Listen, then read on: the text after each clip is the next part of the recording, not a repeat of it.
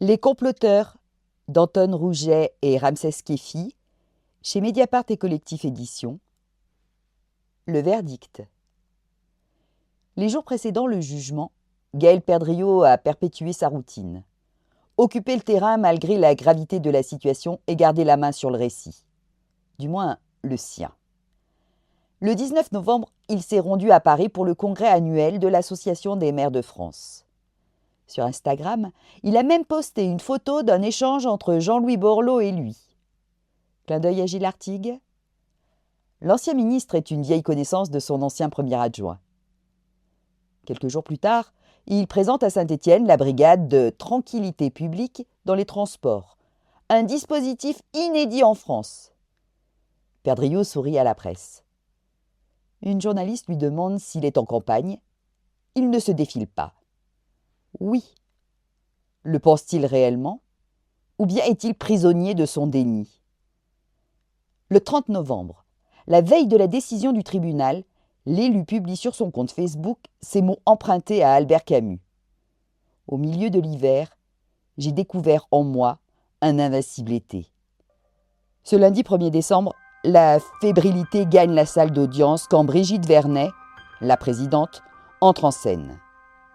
Elle a 7 minutes de retard, qui paraissent une éternité. Plus encore que les 3 ans de révélation, de rebondissements et de procédures. Le dénouement du compromat qui a épuisé les mots les plus tordus pour le raconter est imminent. Dans le carré des prévenus, seul Pierre Gauthieri est absent. Sa jambe, trop douloureuse, l'empêche de se déplacer, a-t-il écrit au greffe. Gilles Rossary-Langlais porte un masque chirurgical. Il a dû subir une intervention aux dents. À cause des tremblements, elle claquait trop et se cassait. La magistrate commence par les associations. Les 4 dirigeants sont relaxés. Il y a dans le dossier des éléments qui sont en effet très discutables. Néanmoins, il n'y a pas d'intention frauduleuse suffisamment établie vous concernant, a conclu le tribunal. Leur sort scellé place à celui des comploteurs. Gilles Rossary-Langlais, coupable de la totalité des infractions reprochées. Samy Kefi-Jérôme, coupable de la totalité des infractions reprochées, y compris le recel de détournement de fonds publics qu'il contestait. Pierre Gauthieri, coupable de la totalité des infractions reprochées, dont le détournement de fonds publics qu'il contestait lui aussi. Sa signature apparaît, justifie la magistrate. Les soutiens du maire se crispent. Ils ont compris. Gaël Perdriau. Le tribunal a bien entendu tout ce que vous avez opposé pour dire qu'il s'agissait d'une accusation des autres prévenus, d'une enquête ou d'une ordonnance de renvoi des juges partials. Reprenant point par point tout de même l'ensemble des éléments du dossier qui ont été discutés lors des audiences, vous êtes entièrement coupable de l'ensemble des infractions qui vous sont reprochées. Des applaudissements se font entendre au fond de la salle. Pas un seul mot, ordonne Brigitte Vernet, avant d'énoncer les peines plus lourdes que les réquisitions. Le tribunal a retenu l'extrême gravité des faits qui lui étaient soumis. Le complot, la vidéo, le chantage. Le tribunal n'a rien trouvé en termes d'excuses ou d'explications suffisantes pour retirer de la gravité aux faits reprochés. Il n'a pas ignoré non plus que pour certains d'entre vous, vous aviez cette qualité d'élu, cette précieuse qualité d'élu qui implique un devoir d'exemplarité, de dignité et de représentation. Pour Samy Kefi-Jérôme et Gilles Rossary-Langlais, les juges prononcent 4 ans de prison, dont 1 an assorti de sursis avec mandat de dépôt à effet différé, avec un délai de quelques jours ou semaines, et 40 000 € d'amende chacun. Bellamy ne porte pas de costume mais un col roulé. Il a apporté un sac avec lui. Ses affaires en cas d'incarcération immédiate. Le barbouzeur, lui, mesure ce que signifie réellement tout perdre. Dans son sac à malheur, il lui restait malgré tout la liberté. Pierre Gauthieri écope de 4 ans de prison, dont 2 avec sursis, et 30 000 € d'amende. Malgré son puissant mea culpa lors du procès, l'ancien bras droit du maire n'a pas fait basculer le tribunal. Il va repartir derrière ces barreaux qui l'ont tant terrifié la première fois. Entouré par ses avocats, Gaël Perdriau ne peut plus simuler. Le coup est surpuissant, il est au tapis, sonné. 5 ans d'emprisonnement dont 1 an avec sursis, avec mandat de dépôt à effet différé pour lui aussi. Bientôt, comme tous les autres, il sera convoqué pour être incarcéré. S'y ajoute 50 000 € d'amende et une inéligibilité de 5 ans avec exécution provisoire. Monsieur, vous ne pouvez plus être le maire de Saint-Étienne, déclare Brigitte Vernet. Il n'y a plus de grand boom à promettre aux Stéphanois, au conseil municipal et à la presse, si ce n'est celui qui vient de lui exploser à la figure. Il n'est plus le roi. À ces sommes s'ajoutent des dédommagements dont les 4 condamnés devront assumer la charge ensemble. 5 000 € pour l'association Anticorps, 40 000 € pour la ville de Saint-Étienne, pour le préjudice moral et d'image.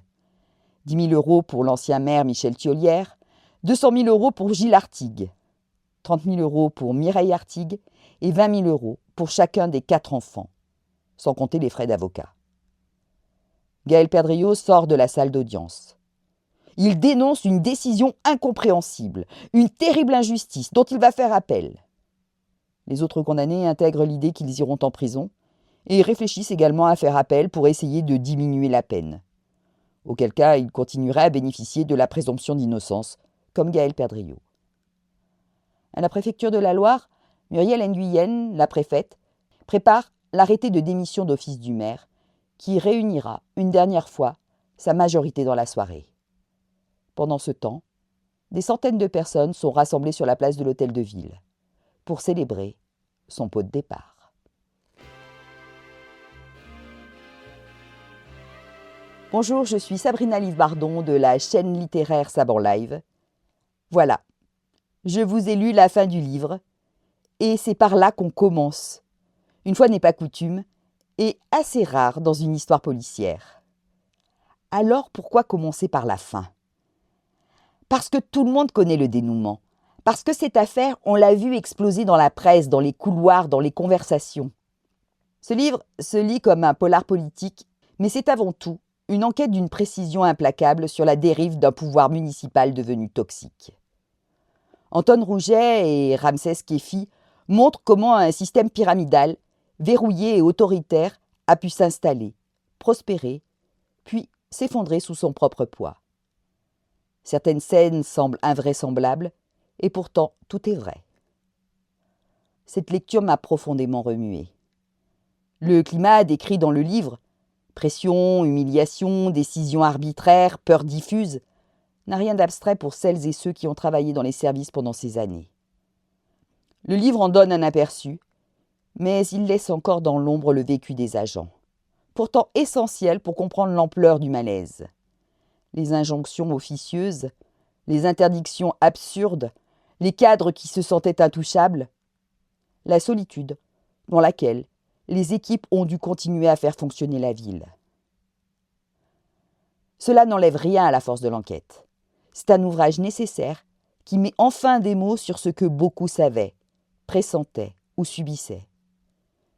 Une lecture qui éclaire autant qu'elle dérange et qui rappelle combien le service public peut être abîmé lorsque le pouvoir se coupe de toute éthique. J'attends le tome 2 avec impatience car tout n'a pas été dit. Tous les dominos ne sont pas tombés et j'ai encore tellement de choses à dire. Merci de m'avoir écouté jusqu'au bout. Aujourd'hui, la chaîne Saban Live fête ses 6 ans. 6 ans d'une aventure que je n'avais pas prévue. Au départ, c'était la lecture d'un roman relais écrit à plusieurs mains, organisé par les éditions du Caïman. Je pensais m'arrêter là. Puis j'ai enregistré des nouvelles comme ça pour voir, puis des mises en bouche, des débuts de romans, sans commentaires, juste pour donner envie, puis de la poésie, puis des séries documentaires d'autres auteurs, puis un roman complet pour lequel j'avais obtenu les droits. Et aujourd'hui, j'enregistre des lectures-analyses en version longue et des formats courts sur la littérature militante, historique, celle que je défends, celle que je veux partager. La chaîne a grandi, elle a changé, elle s'est cherchée, elle s'est peut-être trouvée. Et si elle existe encore, c'est grâce à vous, à votre écoute, à votre curiosité, à votre fidélité. Alors merci pour ces 6 années, pour celles qui viennent et pour toutes les histoires qu'on n'a pas encore racontées. Et pour celles qui ne seraient pas encore abonnés, Il est encore temps. Avec toute mon indocilité. À très vite pour de nouvelles lectures.